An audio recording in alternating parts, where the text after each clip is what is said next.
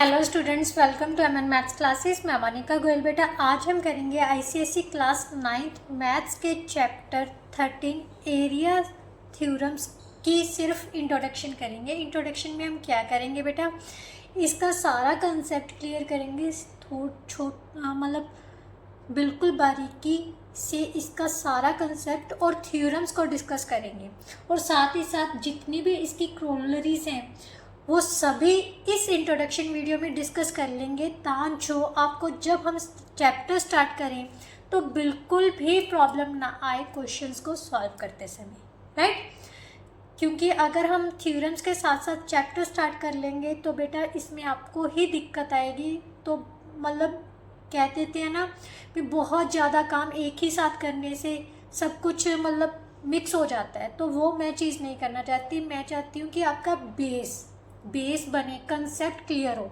तो इसके लिए ये स्पेशल वीडियो है जो इस चैप्टर पर बेस्ड है, और हम सारी थ्योरम्स को ब्रीफली डिस्कस करेंगे भी। इस थ्योरम्स को मतलब ये चीज़ कैसे इक्वल है, राइट, और बेसिकली इनमें कौन कौन से कंसेप्ट यूज़ हो रहे हैं। क्लियर?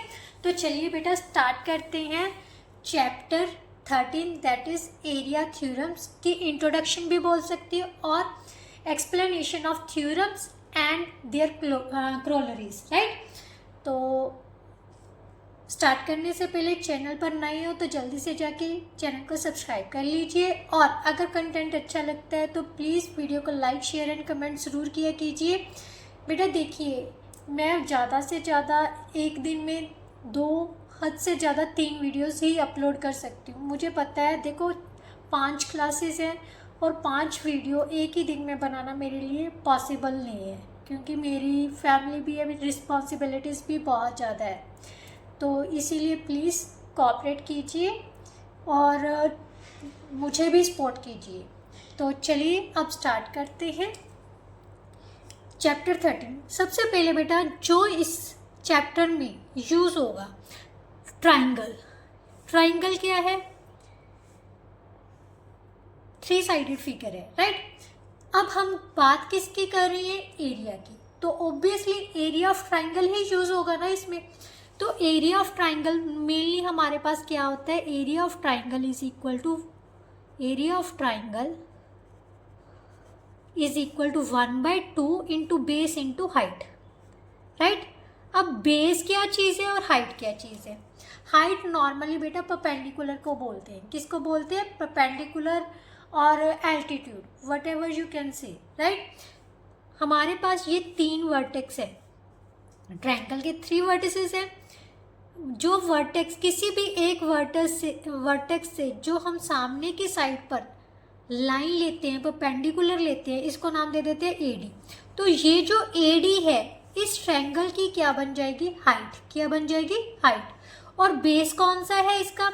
जिस साइड पर ये परपेंडिकुलर है वो उसका क्या होगा? बेस। सो इसमें एरिया ऑफ ट्रायंगल क्या बनेगा? 1/2 इंटू बेस कितना है? BC, क्योंकि BC पर ही ये हाइट है। तो BC इंटू हाइट कितनी हो जाएगी बेटा? AD। So that is the area of triangle, right. अब सेकेंडली हमारे पास कौन से फिगर के एरिया की बात की जाएगी? Area of parallelogram. क्या होता है? Area of parallelogram.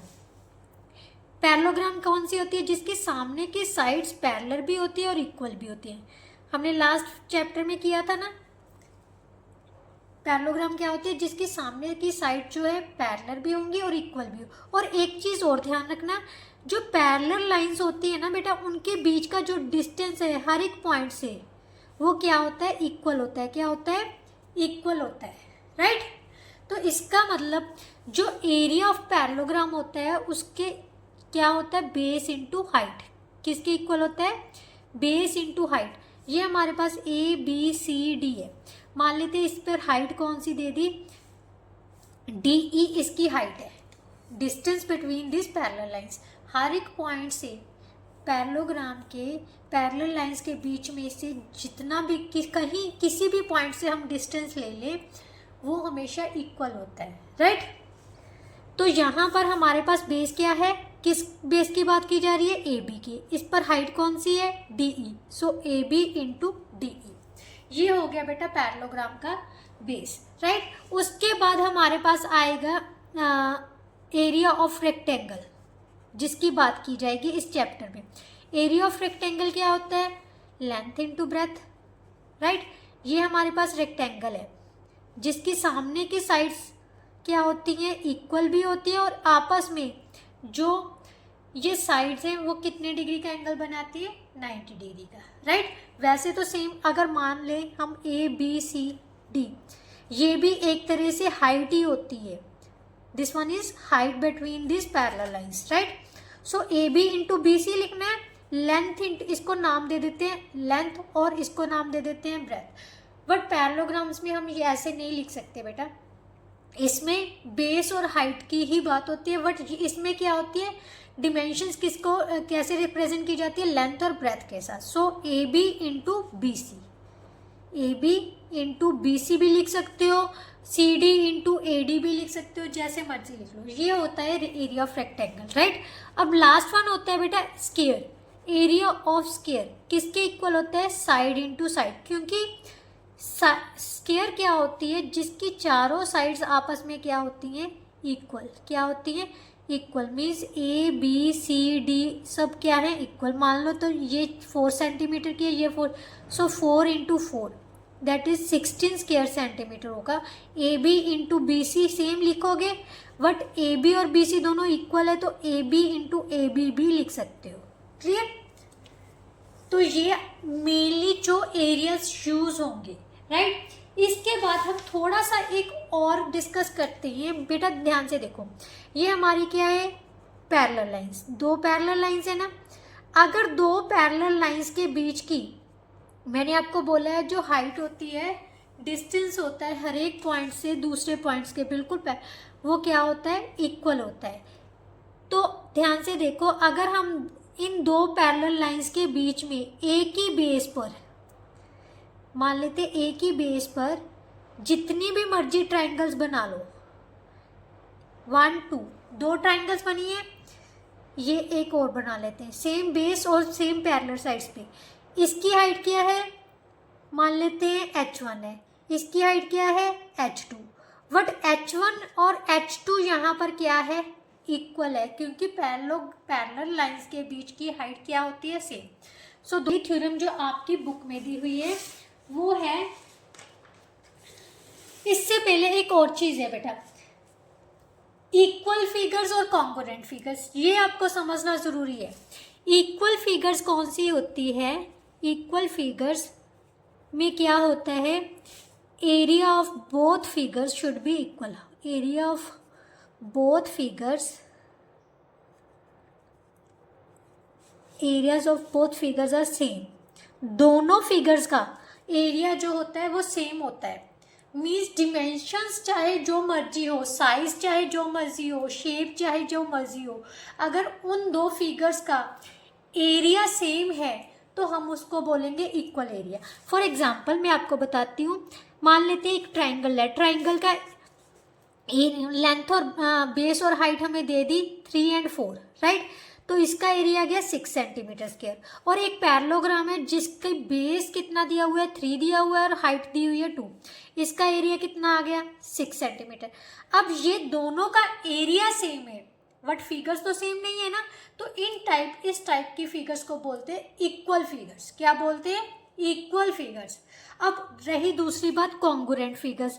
Congruent figures कौन सी होती हैं बेटा? लास्ट में भी आपने पढ़ा है, कॉन्ग्रुएंट फिगर्स जो सेम एज इट इज हो, मीन्स एक दूसरे में बिल्कुल समा जाए। जैसे हमारे दोनों हाथ हैं, ठीक है, बिल्कुल same shape, same size, same मतलब हर चीज जो सेम है, एक दूसरे में बिल्कुल समा रहे हैं, तो ये क्या कहेंगे? कॉन्ग्रुएंट फिगर्स है, राइट। और इन कॉन्ग्रुएंट फिगर्स का तो एरिया सेम होगा ही होगा, क्योंकि डिमेंशंस भी सेम है, साइज भी सेम है, शेप भी सेम है। तो इसका मतलब कॉन्ग्रुएंट फिगर्स क्या होती हैं? हैविंग सेम शेप,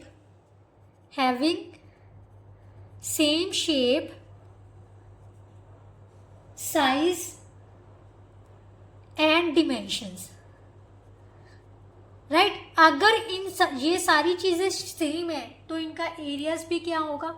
सेम होगा ना। then areas are also same, then areas are also same, right? ये आपको जब क्वेश्चन पता करोगे ना तब आपको पता चलेगा कि ये चीज़ें मैंने क्यों समझाई है, राइट? कॉन्ग्रुएंट फिगर्स क्या होती हैं बेटा? जिनका सब कुछ सेम है, वो उनका एरिया भी सेम ही होगा। इक्वल फिगर्स में सिर्फ एरियाज सेम होते हैं। अब मेनली जो रिजल्ट यूज होगा, every congruent figure having equal areas, but equal figures have not मतलब always not a congruent, right? मतलब जो इक्वल फिगर्स हैं वो हमेशा कॉन्ग्रुएंट नहीं हो सकती, बट जो कॉन्ग्रुएंट फिगर्स है वो हमेशा इक्वल होती है। क्लियर? जो चीज़ हमने यूज़ करनी है मतलब जो इनके बीच का डिफरेंस है इक्वल फिगर्स और कॉन्ग्रुएंट फिगर्स में, राइट? नाउ अब हम करते हैं बेटा थ्योरम्स। फर्स्ट थ्योरम क्या है बेटा? Parallelogram on the same base and between the same parallels are equal in area. वो कह रहा है कि दो पैरेललोग्राम्स हैं, दो या दो से ज़्यादा, अगर वो पैरेललोग्राम्स सेम बेस पे होंगी और सेम पैरेलल लाइंस में। हम एक पैरेललोग्राम बनाते हैं, ठीक है? मान लेते हैं ये हमारे पास एक पैरेललोग्राम है ABCD, ABCD, राइट? ABCD क्या है? एक पैरेललोग्राम है। अब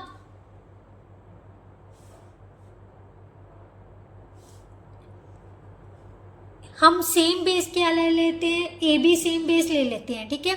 इस बेस पर हम एक और पैरेललोग्राम ड्रॉ कर लेते हैं। यहाँ से BE, इसके पैरेलल एक और लाइन खींच दी F, राइट? कौन सी पैरेललोग्राम बन गई अब? ABEF, right? कौन सी पैरेललोग्राम है? एक तो बन गई पैरेललोग्राम ABCD और दूसरी कौन सी है parallelogram? Parallelogram ABEF।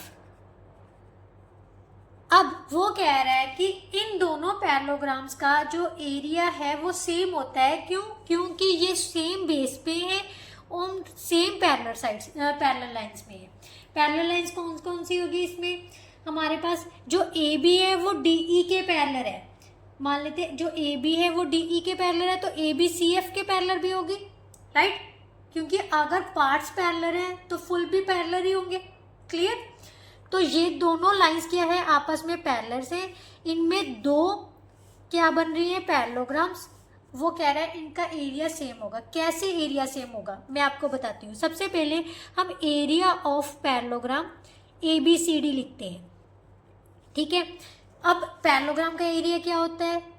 Base into height, right? यही होता है ना, बेस इंटू हाइट होता है ना। यहाँ से मैं एक हाइट ले लेती हूँ, हाइट, ये इसको नाम क्या दे देते हैं? H, जहाँ इसको DEFG लिख लेते हैं, DG, राइट? अब एरिया ऑफ पैरेललोग्राम ABCD क्या हो जाएगा? AB into base into height. Height कितनी है बेटा इसकी? DG, right? क्लियर? और अब हम निकालते हैं एरिया ऑफ पैरेललोग्राम ABEF। इसमें बेस सेम बेस ले रहे हैं और हाइट भी कौन सी आ गई? H। AB into same base same height, तो ये दोनों का एरिया क्या हो गया? सेम हो गया ना। तो इसका मतलब अगर दो पैरेललोग्राम्स हैं, चाहे अगर हम यहाँ से भी ले लेते हैं, मान लो तो ये भी हाइट ले लें, इसकी हाइट ये ले लेते हैं, इसकी हाइट ये ले ली, ठीक है? तो ये हाइट भी कितनी होगी? H ही होगी ना। यहाँ पर EH लिख लेते हैं, ठीक है? EH लिख लो, EH। Clear? DG is equal to EH है, क्योंकि जो पैरेललोग्राम्स के बीच का डिस्टेंस होता है, पैरेलल लाइंस के बीच का डिस्टेंस होता है, वो क्या होता है? सेम होता है। इसका मतलब ये दोनों का एरिया भी सेम हो गया, क्योंकि बेस तो सेम है ही है, हाइट भी सेम हो गई, तो इसका मतलब ये दोनों क्या होंगे? सेम होंगे। यही उसने कहा है कि अगर दो पैरेलल लाइंस के बीच में सेम बेस पर दो पैरेललोग्राम्स बन रही हैं तो उनका एरिया क्या होता है? सेम। इनके हम रिजल्ट यूज करेंगे क्वेश्चंस में, राइट? नाउ सेकंड थ्योरम क्या कहती है बेटा? सेकेंड थ्योरम में हमारे पास the area of parallelogram is equal to the area of rectangle on the same base and of the same altitude that is between the same parallels. अब उसने कहा है कि एरिया ऑफ पैरेललोग्राम का area किसके इक्वल होगा, rectangle के area के इक्वल के। बेटा इसके लिए सबसे पहले हम क्या किया हुआ है, area of parallelogram is equal to the area of rectangle on same base पर हैं दोनों फिगर्स, रेक्टेंगल और पैरेललोग्राम, राइट। और of the same altitude means उनके बीच की जो हाइट है सेम है, right, between the same parallel lines के बीच में है, तो उन दोनों का जो एरिया है वो सेम होगा, राइट। तो सबसे पहले फिगर ड्रॉ करते हैं, ये पैरेललोग्राम ले लेते हैं हम, कोई पैरेललोग्राम ले ली ABCD, राइट, ABCD। यहाँ से हम क्या लेते हैं, एक एल्टीट्यूड ले लेते हैं, दोनों का एल्टीट्यूड सेम है, इसको हम नाम दे देते हैं DE, लिख लो, राइट। अब यहाँ से क्योंकि सेम बेस पर लेना, बेस सेम कौन सा ले लेते हैं, AB। इसके सेम बेस से हम इसके पैरेलल, रेक्टेंगल क्या होती है, जिसकी साइड्स जो है पैरेलल भी होती है और कितने डिग्री का एंगल बनाती है, 90 डिग्री का एंगल, राइट, यही होता है ना। तो यहाँ से बेटा हमारे पास क्या आ जाएगा, इसको नाम दे देते हैं, ये था ABCD, यहाँ पर F नाम दे देते हैं, क्लियर। अब दो पैरेलल लाइंस के बीच की जो हाइट होती है, जहाँ से मर्जी ले लो, वो सेम होती है, राइट। अगर हम सबसे पहले रेक्टेंगल देखते हैं, रेक्टेंगल क्या है, लेंथ इनटू ब्रेथ होती है, राइट। एरिया ऑफ रेक्टेंगल क्या होगा, एरिया ऑफ रेक्टेंगल ABEF किसके इक्वल होगा बेटा, base into height, right, means length into breadth, तो कितनी है, AB इंटू BE लिख देते हैं, राइट। एरिया ऑफ पैरेललोग्राम क्या होगा, पैरेललोग्राम कौन सा, ABCD, ये क्या होता है, base into height, right. Base कौन सा ले लिया हमने, AB ले लिया, और हाइट कौन सी है, इसकी भी सेम हाइट यही है, आप CD भी लिख सकते हो, राइट, यहाँ से CD भी लिख सकते हो। AB किसके इक्वल है, CD के भी इक्वल होगी, क्योंकि पैरेलल लाइंस की जो पैरेललोग्राम की जो पैरेलल साइड्स होती हैं वो सेम होती है, राइट। तो AB इंटू BE, ये भी क्या हो गया, सेम एरिया बन गया। तो इसका मतलब क्या है कि अगर सेम बेस पर कोई रेक्टेंगल और पैरेललोग्राम बन रही हैं सेम पैरेलल लाइंस में, तो उनका एरिया भी क्या होता है, सेम ही होता है, राइट। नाउ नेक्स्ट है बेटा, जो इनकी क्रोलरी दी हुई है, क्रोलरी क्या कहती है, एरिया ऑफ पैरेललोग्राम किसके इक्वल होता है, हाइट इनटू बेस, राइट। उसके बाद आती है बेटा आपकी थर्ड थ्योरम क्या कह रही है, पैरेललोग्राम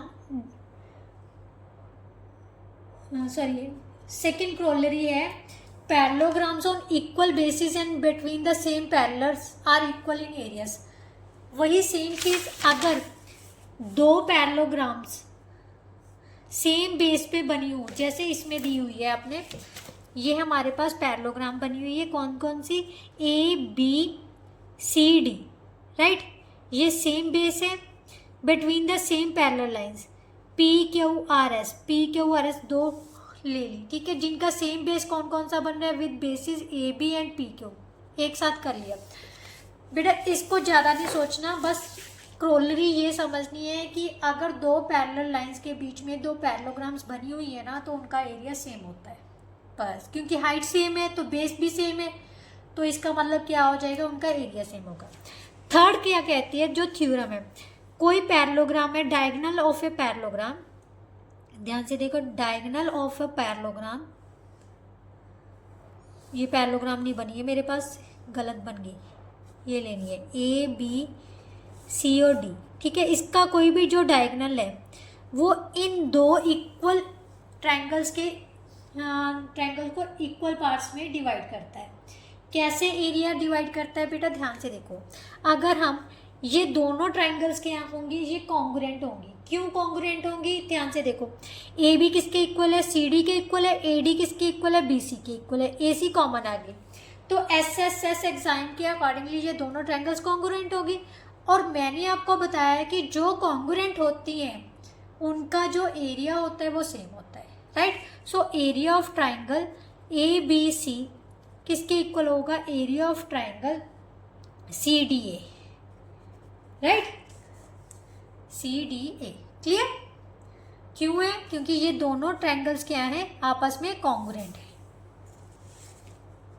ना फोर्थ क्या है, triangles on the same base between the same parallel lines are equal in area. ये मैंने आपको स्टार्टिंग में ही बता दिया था।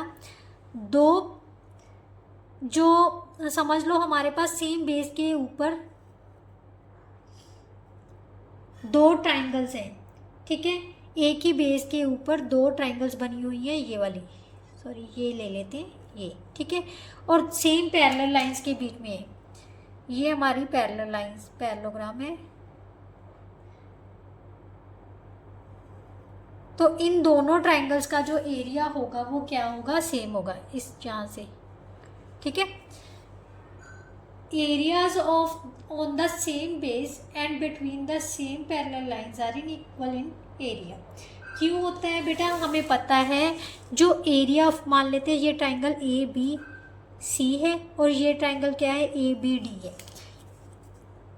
जो एरिया ऑफ ट्रायंगल ABC है, ट्रायंगल ABC है, हाइट मान लेते हैं, कौन सी ले लेते हैं, यहाँ से कोई हाइट ले लेते हैं, यहाँ से, ठीक है, ये हाइट ले लेते हैं, हाइट ले ली हमने, ये पैरेलल लाइन कौन सी थी, DE, यहाँ से F ले लेते हैं। दोनों की हाइट क्या होगी, सेम होगी, राइट। और दोनों ही जो ट्रायंगल्स हैं वो किसके इक्वल होगी, half of the area of parallelogram, right.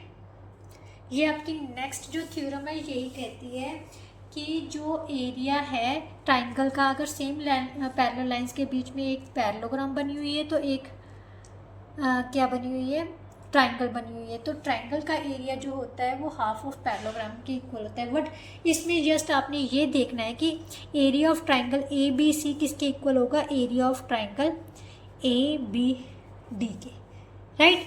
क्योंकि दोनों का जो एरिया है वो इसके हाफ के एरिया के इक्वल होगा, राइट। क्योंकि हाफ क्यों है, 1/2 इंटू बेस इंटू हाइट होता है, बेस इंटू हाइट। और अगर दोनों का एरिया निकालेंगे, दोनों का बेस इंटू हाइट सेम होगी, सेम बेस है, हाइट भी सेम है, तो एरिया भी सेम हो गया। क्लियर? नाउ नेक्स्ट उसने कहा है कि एरिया ऑफ ट्रायंगल क्या है, and a parallelogram on the same base. एक ट्रायंगल है, हम ट्रायंगल ले लेते हैं ये वाली, ठीक है, ये ट्रायंगल है ABC, सेम बेस पर ही पैरेललोग्राम बनी हुई है। यहाँ से पैरेललोग्राम ड्रॉ कर देते हैं, यहाँ पर नाम दे देते हैं D, राइट। ABC का एरिया जो है वो ABCD पैरेललोग्राम के एरिया से हाफ होता है, राइट। हम यहाँ से एक हाइट ड्रॉ कर लेते हैं, राइट, इसको नाम दे देते हैं E। तो एरिया ऑफ ट्रायंगल ABC क्या होगा बेटा, 1/2 इंटू बेस इंटू हाइट होता है, बेस क्या है, BC है, हाइट कितनी है, AE है। और एरिया ऑफ जो पैरेललोग्राम है, पैरेललोग्राम ABCD क्या होगा, बेस कितना है, BC, हाइट कितनी है इसकी पैरेललोग्राम की भी, क्या है, AE।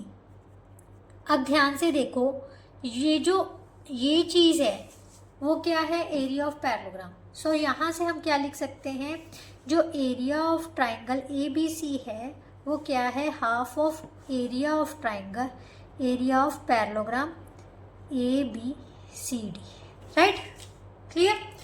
तो यही रिजल्ट हमने यूज़ करने हैं कि अगर सेम बेस पर एक ट्रायंगल हो, एक पैरेललोग्राम हो, तो दोनों का जो एरिया होता है, मतलब ट्रायंगल का जो एरिया है वो पैरेललोग्राम के एरिया से हाफ के इक्वल होता है, राइट। नो लास्ट वन जो है बेटा वो आपकी थ्योरम क्या कहती है,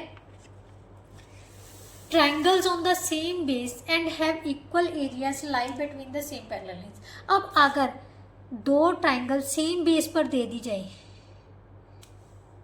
ये एक ट्रायंगल है और एक ये ट्रायंगल है, अगर सेम बेस है दो ट्रायंगल्स का ए बी सी और सेकंड है डी, तो वो सेम पैरेलल लाइंस के बीच में ही होंगी। कैसे होंगी? मान लेते हैं ये जो इसकी हाइट है, ये इसकी हाइट है, राइट। अब हमें डी ई और सी एफ ले लेते हैं, ठीक है। Area of triangle A B C क्या होता है? होगा 1/2 इंटू बेस इंटू हाइट, इसका सी एफ था, ठीक है। 1/2 इंटू बेस, बेस किसका है? इसका क्या होगा? ए बी इंटू हाइट कितनी है बेटा? C F, right. Area of triangle A